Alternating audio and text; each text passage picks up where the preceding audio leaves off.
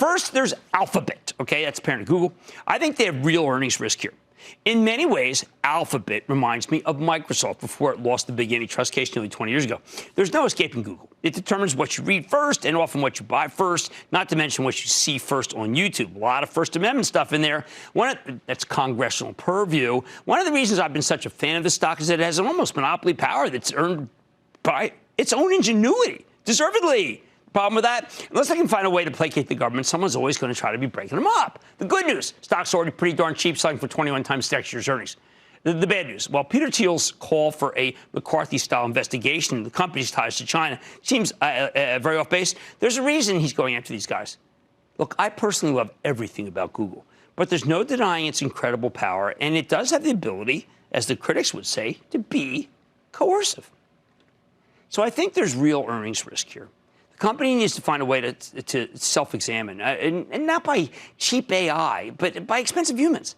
They have the money. I know they don't want to slow down the innovation. They're great innovators, but they lack a powerful, well-known outside counsel who can tell them what's right or wrong. I couldn't believe there was some no-name Alphabet guy on the Hill answering questions about Chinese communist infiltration. Can they be that tone deaf? They need some heavy hitters out there to get them out of this jam. Next up, there's Amazon. These guys have Big Brother and Alexa. They've wiped out small businesses all over the country. They have the power to steer you to their own goods. But Amazon also has friends.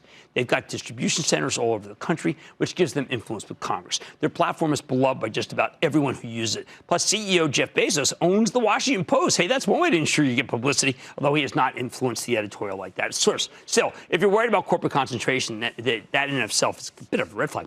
Even though Amazon spent years crushing smaller retailers, I think this one's in the best shape, at least here in the United States. Company's being investigated by the EU, but it just made a brilliant settlement with the German authorities nobody's talking about to change its terms of business in order to appease aggrieved sellers. You know, like the kind of people that are on Shopify, like I talked about at the top of the show. Now, I think these changes will immunize the company. Mostly, though, Amazon knows how to play the game. Last but not least, there's Facebook. Man, they sure didn't buy much, did they, with that $5 billion settlement with the FTC? It's out of the frying pan into the fire with these guys. The Treasury Department is not thrilled with Facebook's plan to launch its own cryptocurrency, Libra. Talk about a self-inflicted wound. Again, if they'd simply bring in some unassailable outside counsel with real credibility, couldn't they find some sort of distinguished federal judge who's retired somewhere? I mean, then maybe the government would allow them to self-regulate again. Still, I'm not that worried about Facebook. Why? In part, it's because their Instagram business is on fire, as is my Instagram account, which is on fire. But mainly, I'm not worried because I have a plan for them. Facebook watches the show, so listen up, Facebook.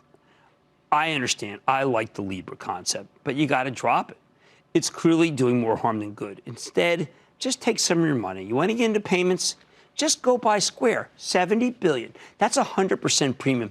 Nobody turns down 100% premium. Then they can blow out Square's payments networks worldwide. Square Cash is going to be Facebook Cash. Plus, don't forget, Square takes Bitcoin, so they can still get their cryptocurrency fixed. Look, I'm not being glib. Being in the crosshairs of the federal government is going to cost these companies money. The bottom line, if you impact free speech like Alphabet does, you're going to take an earnings hit and maybe even some breakup risk as we get to the election. If you impact commerce like Amazon, you're going to have at least a small earnings hit, maybe a fine. But I expect the new rules to be relatively painless, like the ones they agreed to in Germany. And if you're Facebook, come on, guys, drop Libra, go buy Square, bring in a distinguished former jurist to help play defense. Maybe that's enough. Oh, and for those European regulators, just like our afternoon show, I say, check, please. Believe me, that's how things work over here. Don't miss a second of Mad Money. Follow @Jim Cramer on Twitter. Have a question? Tweet Cramer. #MadTweets. Send Jim an email to madmoney@cnbc.com or give us a call at 1-800-743-CNBC. Miss something? Head to madmoney.cnbc.com.